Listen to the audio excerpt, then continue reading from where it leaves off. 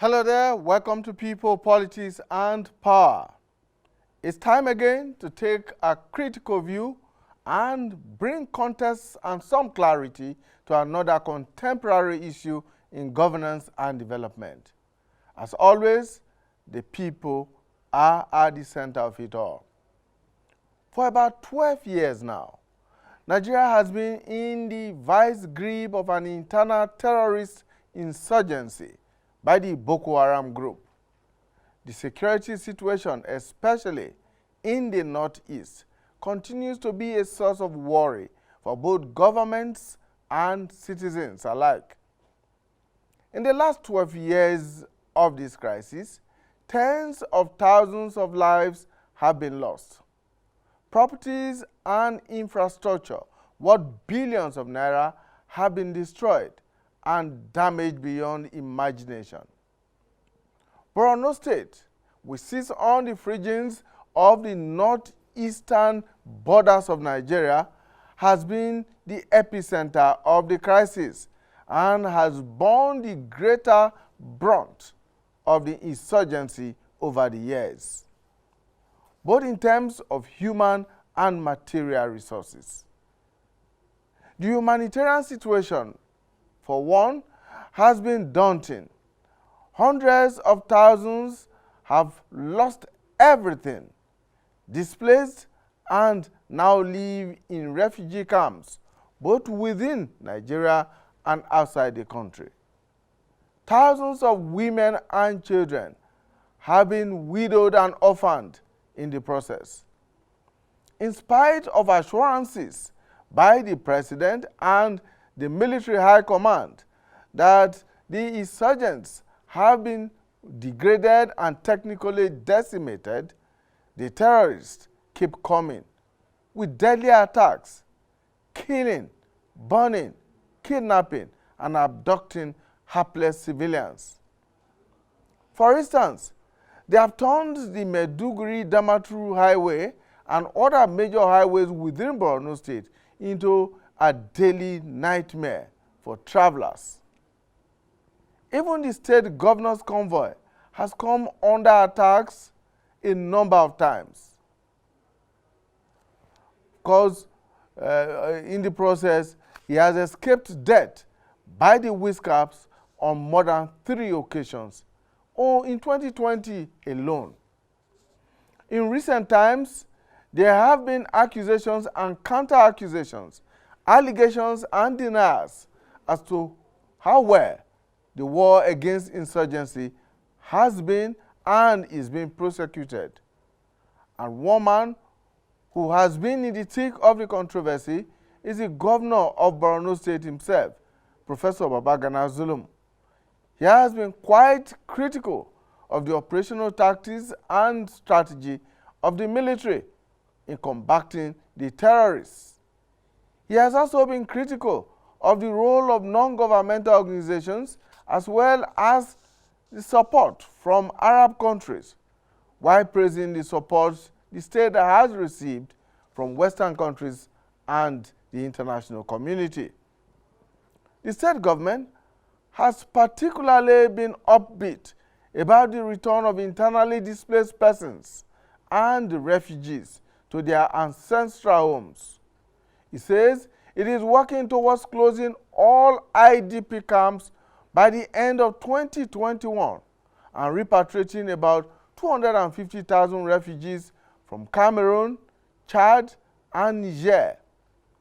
This is no doubt going to be a Herculean task, but it is already seeking the support and assistance of the federal government and the international community to achieve this goal. The big question is, how far can it go? In the face of the prevailing security fragility in many communities in the state, is this a wise step to take? Will the people be willing and confident to return to their ravaged homesteads with little or nothing to stand on? What should be the role of Borno citizens, especially the privileged elite, in helping to end the crisis and rebuilding the devastated economy? Now, more importantly, is the challenge of governance in a climate of insurgency. We shall look at the impact of terrorism on the people and articulate pathways to a better future. This is our focus on the program today. Stay with us. When we return, we'll be meeting our guest analysts.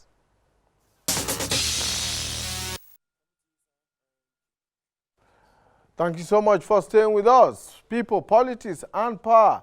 And today we are focusing on Borno State, the impact of the insurgency of terrorism on the economy of Borno State, and of course, how much the indigents, the citizens of Borno State can help, and what can the international community bring to bear on a state that has borne the brunt of the Boko Haram insurgency for 12 long years, and whose infrastructure and people have been at the receiving end all along. Well, I'm joined in the studio by two gentlemen. First, from my immediate left is Dr. Babakura Kaigama. He is a retired civil servant and an elder of Borno State. Thank you so much for joining us. Also joining us is a squadron leader Edward Bobzum Umar is a retired squadron leader and a security specialist. Thank you so much for joining us. Thank you, sir. We're also joined by our own correspondent in Borno State, Ifeanyi Mark. Ifeanyi Mark will be telling us what exactly is on ground in Borno State at the moment. Ifeanyi, thank you so much for finding time to join us. Thank you very much. You are on ground in Borno State. Let's get to know how much impact in recent times that these attacks by the insurgents, by the terrorists have had on the economy of Borno State as a way of kickstarting our discussion. Well, first and foremost, thank you very much, Imoni. First and foremost, you must realize that Borno State is predominantly an agrarian society. Most of the people in the rural areas are farmers. And so the insecurity or the attacks has driven most of the farmers away from their means of livelihood, essentially farming. Basically, that is it. Farming and rearing of animals. Fishery in the Lake Chad shores. Now, with the insurgency in those areas, most of the people have run away and are sheltering in intelligence-based camps.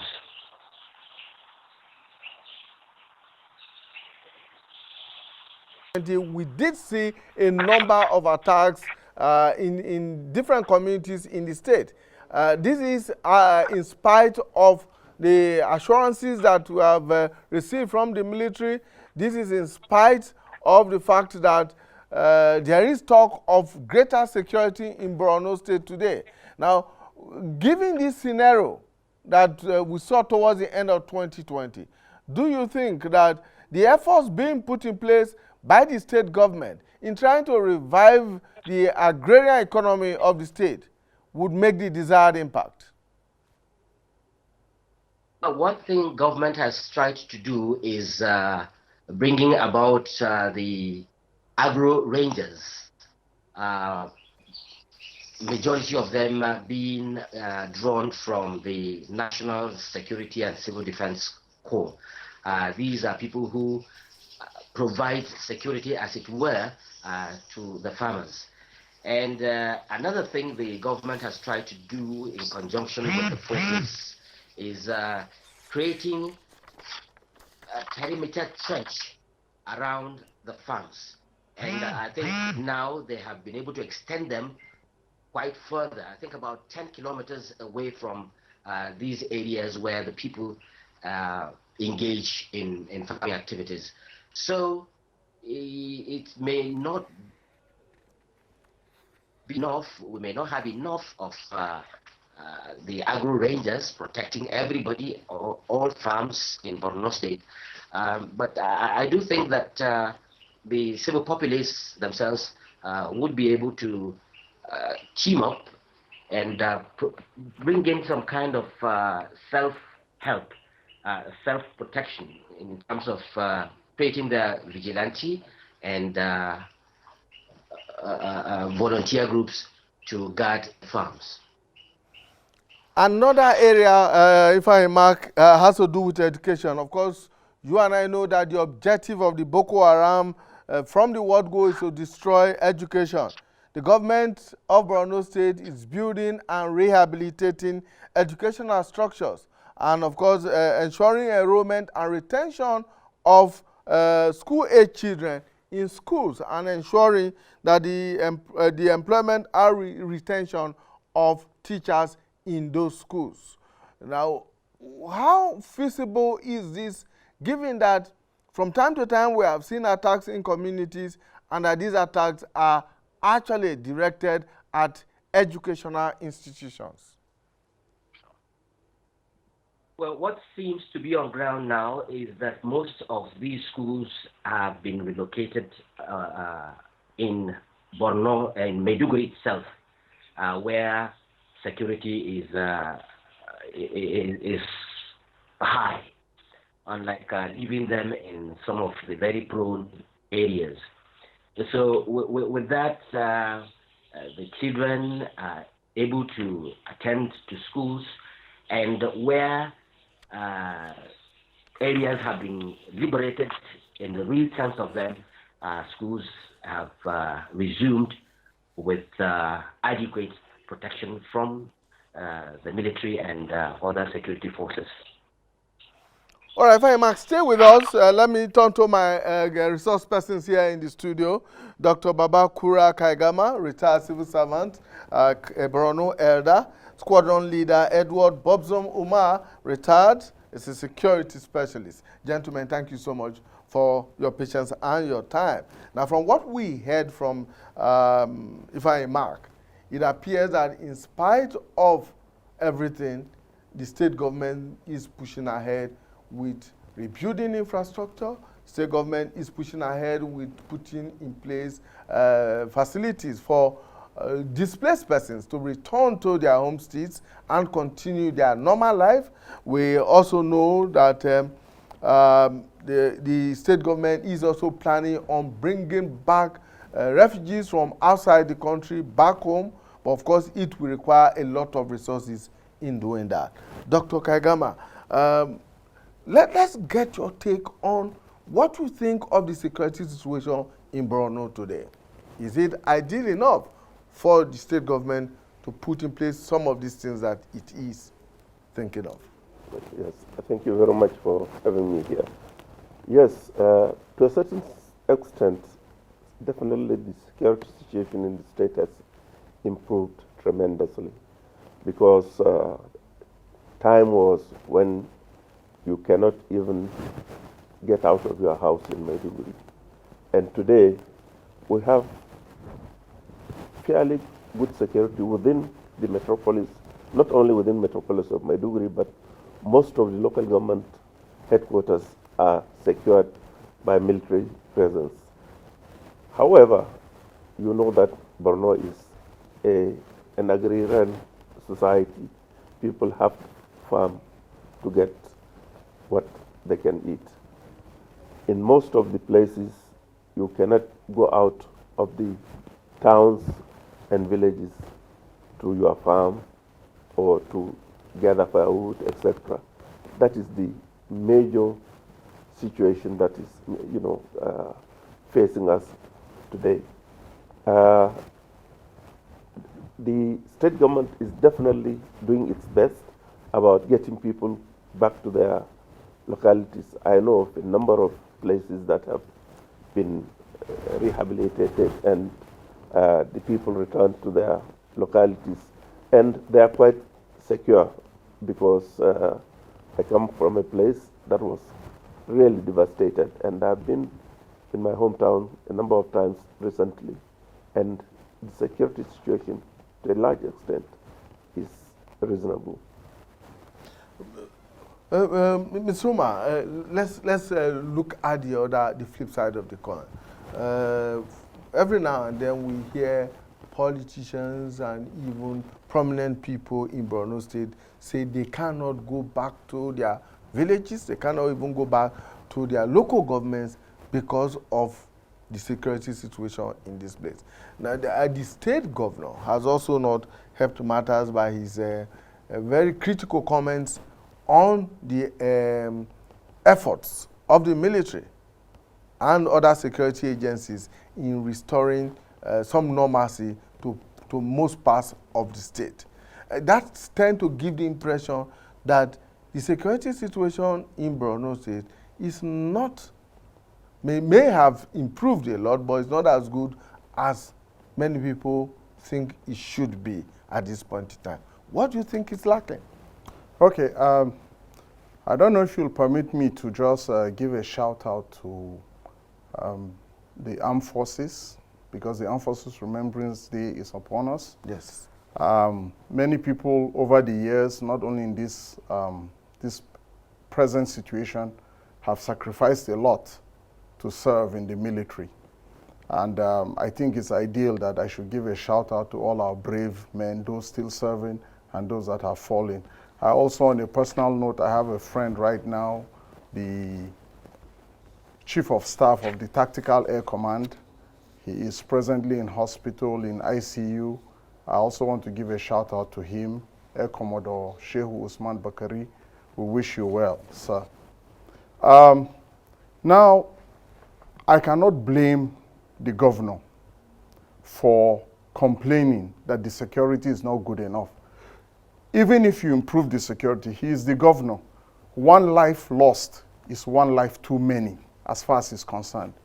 And this is somebody that was born in Borno.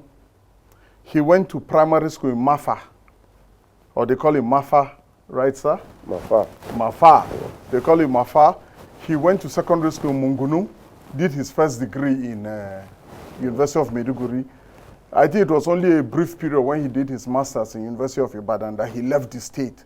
And he came back and has always worked in the state. So this is somebody that, beyond being the governor, it's his people we are talking about. So you can't blame him if he is overcritical. But at the same time, I'll also tell you that it is very unlikely, it's unfortunate that they always change theater commanders and nobody can give a history. But I can bet you that the theater commander will assure you that there is no better relationship with any state administrator that he has had more than what he's having with Zulum right now.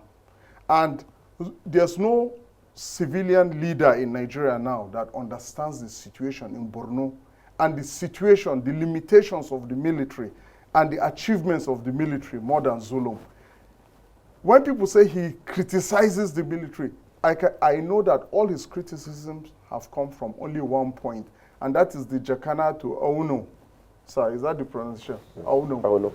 Yes, Jakana to Auno road, where the last time he traveled the road, he said from the point from Maiduguri till he got to Jakana, there was no military presence. He said there was no presence, even his state-owned rapid response force that he sponsors, he didn't see any of them.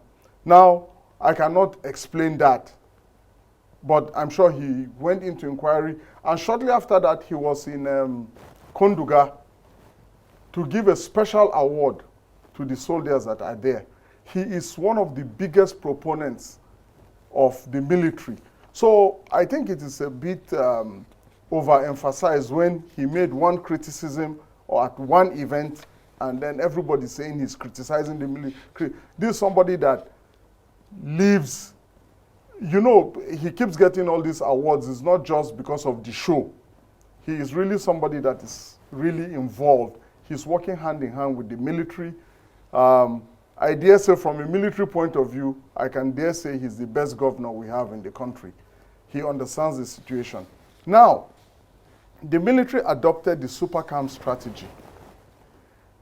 before they did that, the initial reaction, when just like any civilian would think that the security problem in Borno, go and be everywhere and try to stop it.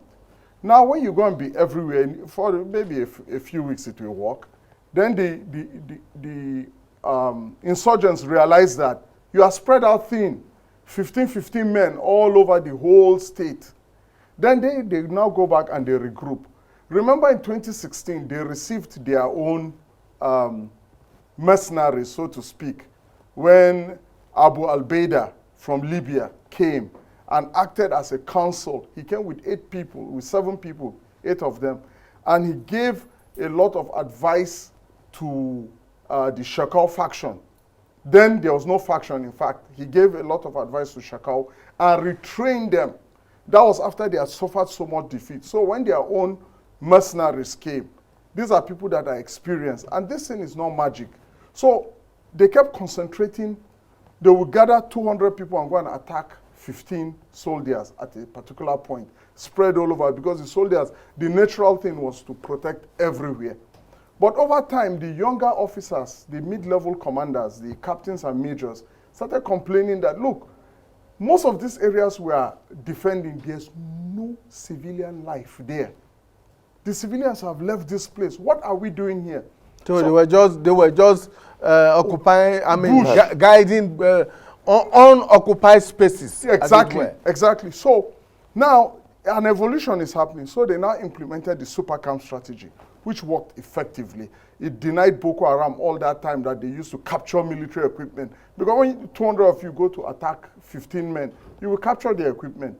So when they formed the super camps, because each camp is formed as a garrison, that is, it has every element, including forward air observers from the Air Force that are inside those super camps so that they can direct the air component.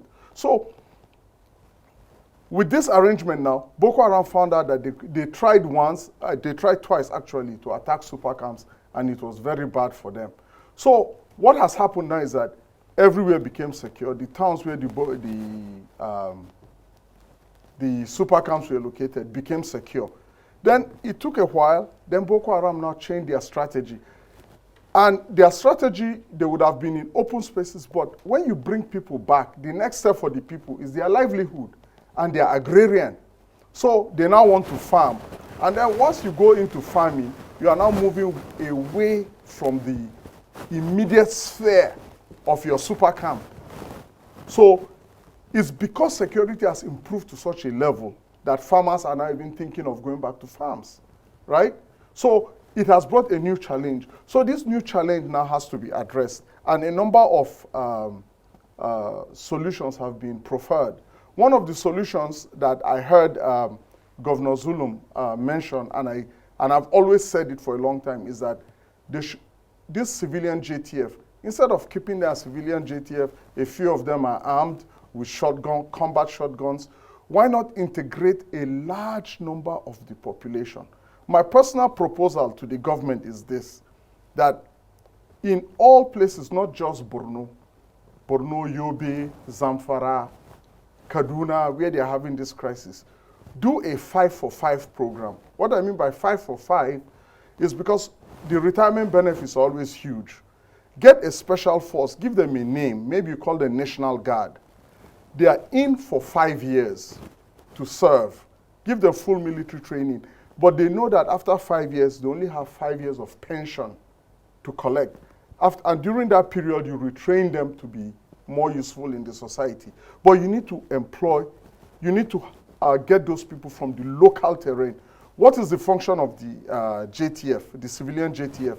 Without them, there was no way that you bring, no matter how combatant and intelligent you are, I bring you from Akwa Ibom, you are the best rifleman in the world. You cannot identify. When that man has dropped his gun and has come back to Maiduguri to watch you, you cannot tell who is Boko Haram and who is a normal citizen. But the civilian JTF, they were able to point out, they said this guy is always missing for 2-3 months, and we have good reason to believe that he goes to fight, he comes back for R&R, you know? So they are able to point out things like that. And when they are going for a patrol, they will tell them, look, there's another road that will come from this place. and it's motorable. This road, forget about it, it's not They motorable. know the terrain. They as know it the were. terrain. Yes. So they give that added level.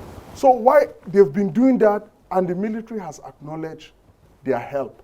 My own this thing now is, why not integrate the sons of the soil into the military? Which is what the governor suggested. Yes, he suggested some time that, ago. and In I support addition that. to possibly employing the services of mercenaries to help defeat this insurgency. Yes, when it comes to mercenaries, I have a different take. Why I say different take? Not that I don't believe in mercenaries. Everybody uses mercenaries. But if we're going to get foreign mercenaries, they say if you eat frog, eat the one that has oil, right? I don't see any benefit now in calling South African mercenaries to come in. If we're looking for combat experience, we can get it from our neighbors. We can get it from Chad. We can get the same mercenaries that came from South Africa. Recently, one of them was interviewed. I don't know whether it was on channels or one of these programs. And what he said was that he first encountered Nigerian officers. In fact, the connection that made him get the contract was born in Sierra Leone, where he fought side by side with Nigerian armed forces. And he said at that time, he knew them to be super soldiers. So these people that he raised as super soldiers, they are still around. We have combat trained veterans and everything that, yes, they are a bit older, just like when he came with his forces, most of them were in their 50s. So you can hire locally, you can hire from Chad. And if you are going to hire from abroad, this is my take. Let's talk to the Chinese. The Chinese, there's nobody that needs combat experience more than the Chinese. They have everything. The only thing they don't have wars to fight. Let's invite them, because when they will come with their new philosophy of warfare, with drones to infinity. The skies will be covered with drones. We know we need things like combat helicopters, but an unarmed combat aerial vehicle like the Weilong costs about $1 million. A helicopter costs about $20 million from Russia, and that's where you get the lowest prices. We can get 20 of those things. But when they come, you know, when you invite people to come, they want to protect themselves too. They will come with everything. I don't know the magic that our Ministry of Foreign Affairs and Defense can do. But if we can get the Chinese on board, I think a lot of equipment will come with them. Dr. Kaigama, what in your view do you think is the greatest challenge that the Borno state government faces at the moment? Because it is talking of relocating IDPs, the internally displaced persons from those camps back to their natural habitat. It's talking of bringing back refugees from outside the country. These are capital-intensive efforts. It's trying to see if agriculture can be revived all over again, education can be brought back on the mainstream and all of that. Which of these do you think is a bigger challenge for the government and for governance in Borno State? Actually, they are all big challenges, and you have already answered the question. His major challenge is the resources. Of course, the state has very limited resources. In addition to doing all these things that you have enumerated, it still has to carry out developmental projects within the state, provide social amenities, health education, etc., to the population. And he's doing all that. He has built schools, and they're in the process of admitting school-age children to these mega schools that have been built within Maiduguri. And he's talking about building such schools outside Maiduguri in some of the local government headquarters.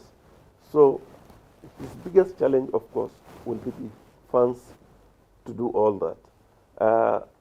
Just to add to what the security expert has said, the super camps have actually started assisting the farmers by, during the day, providing some soldiers, if not far from the city, around the city area, for people to go to farm. I've seen a lot of farms around the cities, but not too far. And there are usually military personnel around in case of any attack that these people may suffer. That is another big plus that the military has done. Sometimes the governor does get frustrated, and he lets out steam through these comments that he makes from time to time. But like you said, the governor is quite appreciative of what the military is doing, and they must be given a big plus for what they've done so far. What do you think elites like you, prominent citizens of the state like you, can do to assist government in restoring some measure of stability to the state? Well, actually, we have been quietly doing our own, widow's mite. There's this organization, for instance, here in Abuja, called Borno Yobe People's Forum. There's also Borno Indigenous Forum. These are organizations of the indigenes of those states resident in Abuja. We've organized ourselves, and from time to time, we've actually collected resources from within, from ourselves, to, especially during the height of the IDP crisis, to go and assist IDPs with clothing, food materials, etc. I personally have gone to Maiduguri on 2 occasions, once to represent the Borno Yobe People's Forum to deliver trucks of food and clothing, and again to take such resources from the Borno Indigenous Forum in Abuja to Maiduguri and Damatru at one instance. So we do our widow's mite, but most of us are retired civil servants, small businessmen, etc. There isn't too much that we can do, but we are doing our best to assist. The destruction of critical infrastructure is one area, one very critical area. Yes. That has happened over the last 12 years or thereabout. Those critical infrastructure need to be rebuilt. Yes. Government alone cannot do it. We know that there is a Northeast Development Commission and yes. all of that, but it doesn't appear that that alone can make the desired impact in that region of the country. The Northeast Development Commission is currently constructing some houses, I know, on the outskirts of Maiduguri. They have provided food materials to the internally displaced persons. There are actually some internally displaced persons that most of the civil society organizations are missing. Those are the people that are not in the camps. Actually, they are larger in number than even the people in the camps. These are people that are staying within homes in Maiduguri, either with relatives or rented quarters or some small camps within Maiduguri. I know that the Northeast Development Commission has made an effort to go out to identify such people and provide them food and other material assistance. So that is what they are doing for now, but I think they need to go into critical infrastructure. That is that is one area that they should be more active than all these civil society organizations that are functioning within the state. Bob, very quickly, let's look at the way forward here, the path forward for Borno State. Because it does appear that the fragmentation of Boko Haram into different groups, into different, has worsened or appeared to worsen the security situation in that state. So there is not one single command structure with the group right now. So you have different splinter groups here and there who take instructions for just anybody. But what do you think is the way forward for the military and for the government of Borno State? Okay. So I know we are limited on time. Let me make a strong appeal to Governor Zulum, not just him, all the governors that their states are ravaged with insecurity. This is a country, it's a democracy.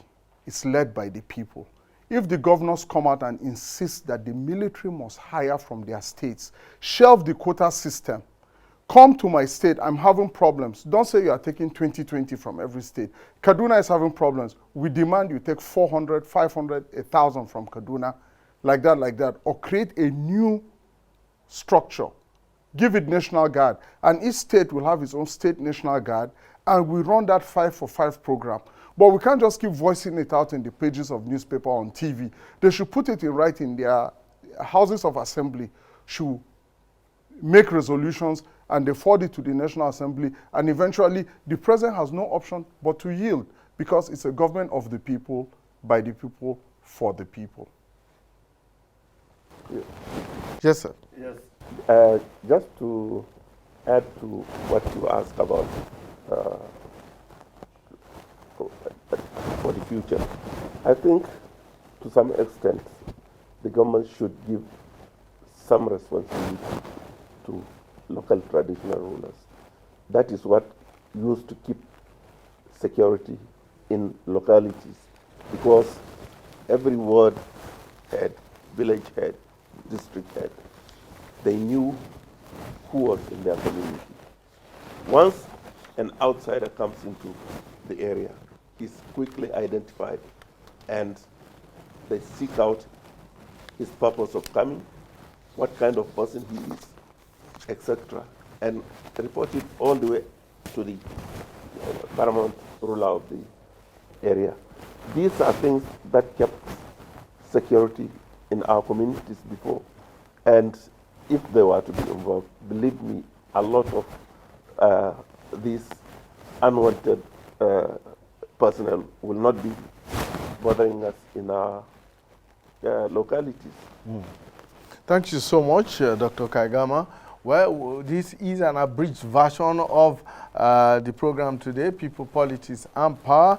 But we must thank our guests who joined us on the program today. Dr. Babakura Kaigama is a retired civil servant and an elder of Borno State. Thank you so much for your time. Squadron Leader Edward Bobsum Umar, retired, a security specialist now. Thank you so much for sparing time to join us. And of course, our own Ifeanyi Mark, who is based in Maiduguri in Borno State. He joined us from his base in Maiduguri to give us an update on the developments there. Thank you so much, Ifeanyi Mark, for your time. Right, that's the program today. Please join us again on Friday when we bring you a fresh edition of People, Politics and Power. I am Imoni Amarere. Bye for now.